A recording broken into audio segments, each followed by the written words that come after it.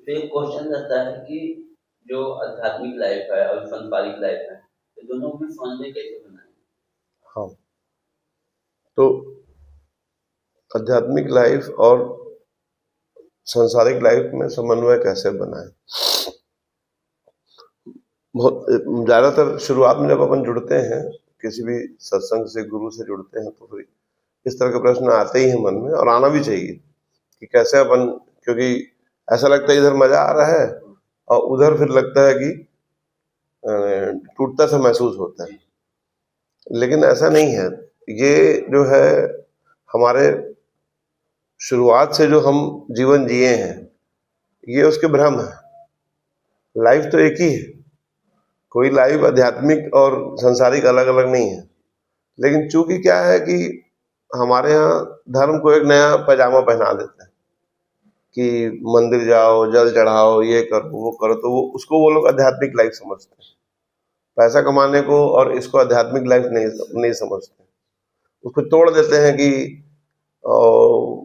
उसके लिए निंदा के कई सारे वीडियो आप देखे होंगे कि वो एक जन कार में जा रहा है तो उसको लड़ते लड़ते उसको दिखाता है कि वो लड़ाई वाला दिखाता है, और जो एक गरीब आदमी अपनी बीवी के साथ साइकिल में जा रहा है, बड़ा खुश खुश आनंदित जा रहा है।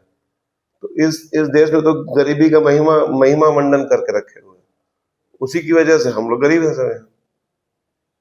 हमारे देश में जो महिमा मंडन गरीबी का किए हुए हो, तो कौन आदमी पैसा कमाएगा। और पहले से 10 ठो सवाल खड़ा कर दिए हैं कि अरे सिकंदर भी खाली हाथ गया था तो तुम क्या ले जाओगे। तो इस तरह की गधा 25 बातें भारत में चलती रहती हैं कि अरे क्या लाए थे, क्या ले जाएंगे। ऐसे 25 बातों का भारत में बहुत नुकसान हुआ और लोग समझते नहीं है।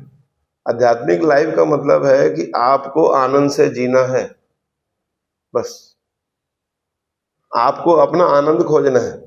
किसी को पेंटिंग करने में आनंद आ रहा है, किसी को किताब पढ़ने में आनंद आ रहा है, किसी को डांस करने में आ रहा है। अपने आनंद को हमको खोजना है। आध्यात्मिक लाइफ का मतलब है कि कैसे हम अपने आनंद को स्वयं प्राप्त करें। खत्म हो गई बात। आप कहाँ हो ये बात गौण है। आप हो सकता है कि गांव के छोटे से कहीं टीले में बैठे हो और बढ़िया चिड़ियों के बाजू में बैठे हो और सब मजा आ रहा है, आपको आनंद हो रहा है, पर्याप्त है इतना। कोई व्यक्ति हो सकता है कि दुकान में, अब जैसे मेरा एक मित्र है, अब तो खैर यूपीआई वगैरह चालू हो गया। मेरा एक मित्र है तो उसको नोटों की आवाज में मजा आता है। उसको मशीन में जब नोट गिनते हैं वो लोग, खड़ा खड़ा खड़ा खड़ा खड़ा खड़ा, उसको अच्छा लगता है। अब उसका आनंद है, वो कैसे कर रहे हो, उसको मजा आ रहा है। तो उस आनंद में भी परमात्मा है। एक्चुअली परमात्मा का जो खेल है ना, वो रस है।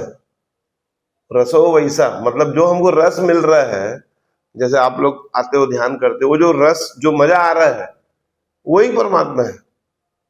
जैसे आप कुछ चीज खाते हो, कोई आपकी मनपसंद चीज मिल गई तो आपको खाने में मजा आता है, वो जो रस मिला वही परमात्मा है।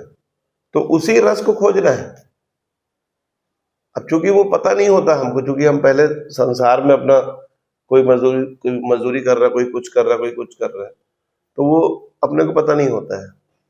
करते अपन वही, अपन रस की ही खोज कर रहे हैं।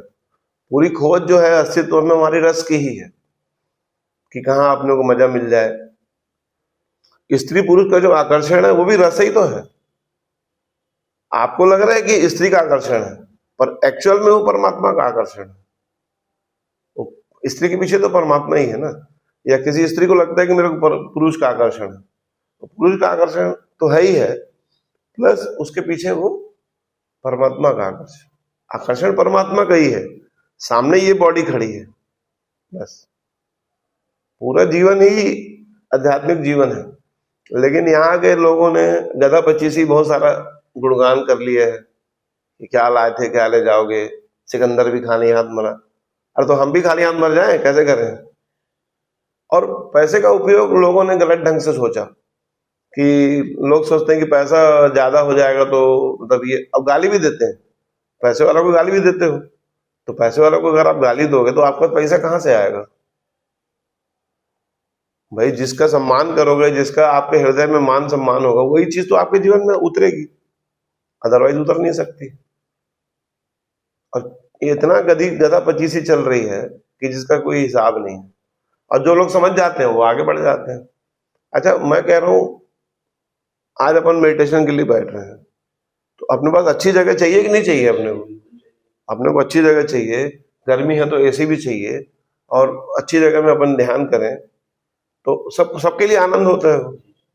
अब लेकिन पैसा ही नहीं है तो आप कैसे बनाओगे? पॉसिबल ही नहीं है आपको। अपने घर में भी अपने को अब शादी करें, बच्चे हैं, परिवार है, तो हर किसी के लिए अच्छी व्यवस्था चाहिए ना एक। अब आज की डेट में कितना भी कम से कम भी अच्छी व्यवस्था करोगे तो भी तो अच्छा पैसा चाहिए। तो पैसा ही नहीं कमाओगे तो कैसे काम चलेगा? हाँ, ये बात अपन बार बार कहते हैं कि पैसे कमाने पे ही मत अटक जाना, अपने आनंद को खोजना, अपनी चेतना को समझना, अपने दोनों को मिला के चलना है। अपने ध्यान को समझना है, अपने को वॉच करना है, अपनी क्रियाओं को देखना है। इसका मतलब ये नहीं कि अपने को दुकानदारी नहीं करना है, कि नौकरी जॉब नहीं करना है, वो तो और अच्छा करना है। अपने काम को ही कैसे ध्यान बनाए, अपन पिछले शिविर में चर्चा किए थे। तो अगर अपन अपने काम को ध्यान बना लिए तो बस बात खत्म हो गई। पहली बात तो अपने काम में रस खोजो। अगर काम में रस नहीं है तो जीवन से बड़ा काम नहीं है, काम को बदलो। और चूंकि हमको सिखाया नहीं गया है, बचपन से अपन को वो धारा में बताते नहीं है, तो हमको पता ही नहीं कि काम में रस हो सकता है, कि रस क्या होता है। तो इसलिए क्या है, इन चूतिया टाइप की बातों से बिल्कुल बच के रहना है। अपने को बिल्कुल अच्छे से अच्छा काम करना है, बढ़िया से बढ़िया पैसा कमाना है, ज्यादा से ज्यादा पैसा कमाना है। लेकिन उसके पीछे पागलपन नहीं चाहिए। ये नहीं कि फिर पैसा कमाना में ही लग गए और जो है अपने आनंद को और अपने उसको चित्त को अपन गंदगी से भर लिए, तो वो चीज गड़बड़ हो जाएगी। अपने को अपने आनंद का पूरा ख्याल रखना है, और छोड़ना कोई भी चीज नहीं है।